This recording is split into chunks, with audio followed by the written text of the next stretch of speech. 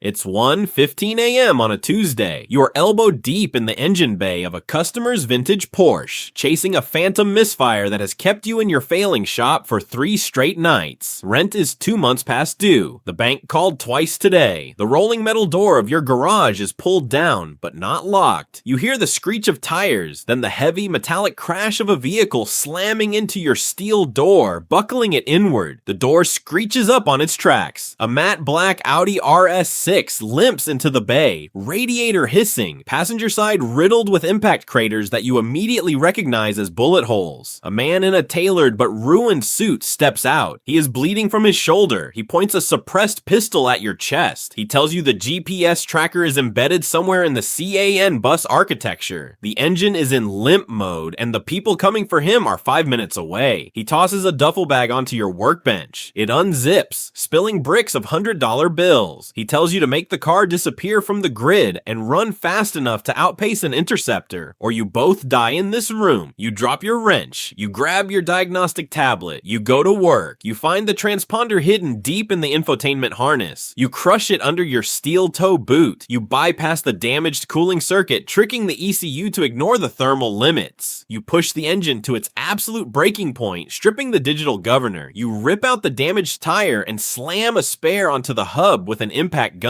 It takes exactly 4 minutes. The man gets back in, leaves the money, and tears out of the garage just as the roar of approaching engines echoes down the street. You pull the damaged door down. You stand in the quiet hum of your shop, staring at $50,000 in cash. You pull the money into your toolbox and lock it. You sweep up the glass. You survive the night. 3 days later, a black town car idles outside your apartment. You know they didn't come to arrest you. The passenger rolls down the window and hands you a heavy encrypted smartphone and a key card. He gives you an address in the industrial district and tells you your new salary is $300,000 a month, tax-free. He tells you that you no longer work on commuter cars. You pack a single bag, you lock your apartment and never go back. Your new workshop is a subterranean bunker carved beneath an abandoned shipping warehouse. The lights are blindingly white. The floors are spotless epoxy. There are lifts, CNC machines, 3D metal printers, and an arsenal of tools you previously only read about in aerospace journals. There is no signage. There are no walk-in customers. Your first assignment waits in the center of the room. It is a factory new Mercedes-Benz G-Wagon. The instructions on your encrypted tablet are sparse but absolute. The client needs B7 level ballistic protection capable of stopping armor-piercing rifle rounds. They need run-flat tires that can maintain 90 miles per hour after taking direct fire. They need an air filtration system capable of scrubbing military-grade nerve gas from the cabin. You strip the vehicle down to its bare chassis. You learn the intimate anatomy of the machine, tearing away the luxury leather and sound deadening to expose the fragile skeleton beneath. You weld plates of ballistic steel and lightweight ceramics into the doors, the floorboards, the firewall. You replace the factory glass with 2-inch thick polycarbonate layered with Lexan. The weight of the vehicle nearly doubles. You have to rebuild the entire suspension system from scratch, fabricating heavy-duty control arms and installing dual reservoir shocks just to keep the chassis from collapsing under its own gravity. You retune the twin-turbo V8, pushing the boost pressure to dangerous levels to ensure the heavy tank can still accelerate like a sports car. When you finish, the car looks entirely stock from the outside. That is the point. You are building ghosts, rolling fortresses disguised as status symbols. The G-Wagon is picked up in the dead of night. You never meet the client. A week later, a wire transfer clears into an offshore account in your name. The jobs come faster now. You adapt to the rhythm of the shadow economy. You stop seeing cars as machines and begin seeing them as survival pods. Your mind constantly calculates trajectories, blast radii, and escape vectors. You build a Range Rover for a cartel lieutenant in Sinaloa, equipping it with hidden gun ports, a smokescreen generator tied to the exhaust system, and a rear-facing oil slick deployment mechanism. You build a Bentley for an Eastern European oligarch, installing a biometric ignition system that requires a retinal scan and an active pulse, ensuring his severed finger cannot be used to steal the vehicle.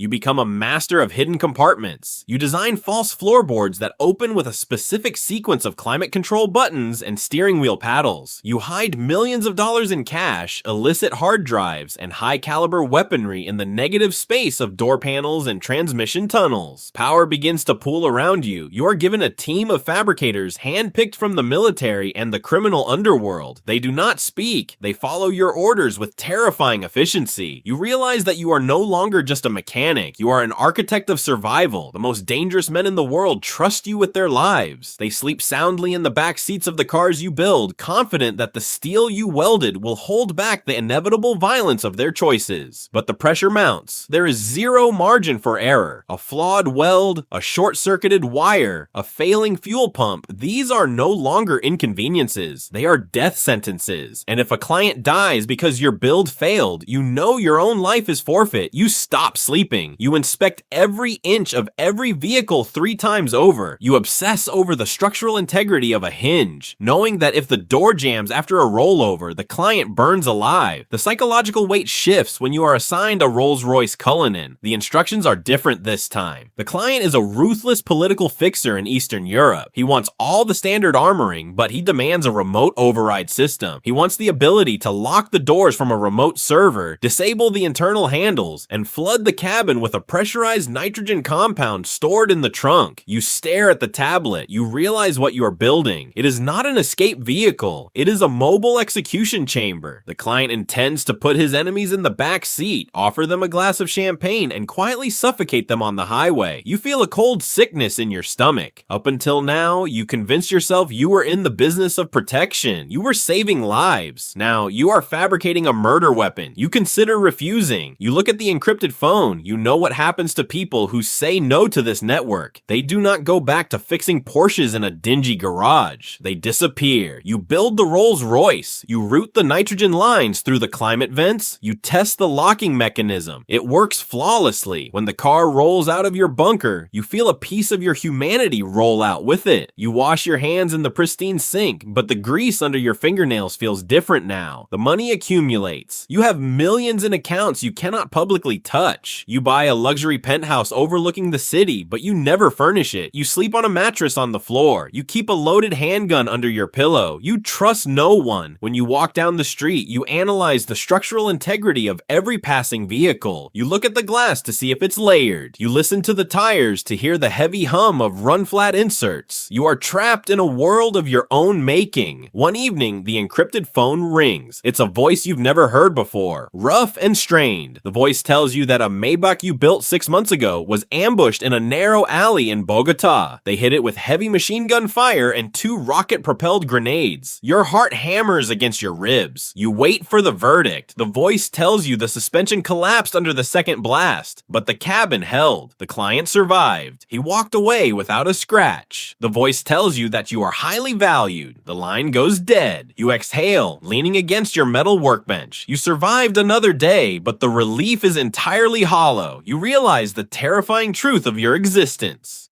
You are perfectly successful. You are the best in the world at what you do, and because you are the best, they will never, ever let you leave. You pick up your welding mask. You look at the fresh, stripped-down chassis of a Ferrari waiting in the center of the room. The lights gleam off the bare metal. You pull the mask down over your face. You strike the arc, and the blinding light swallows you whole.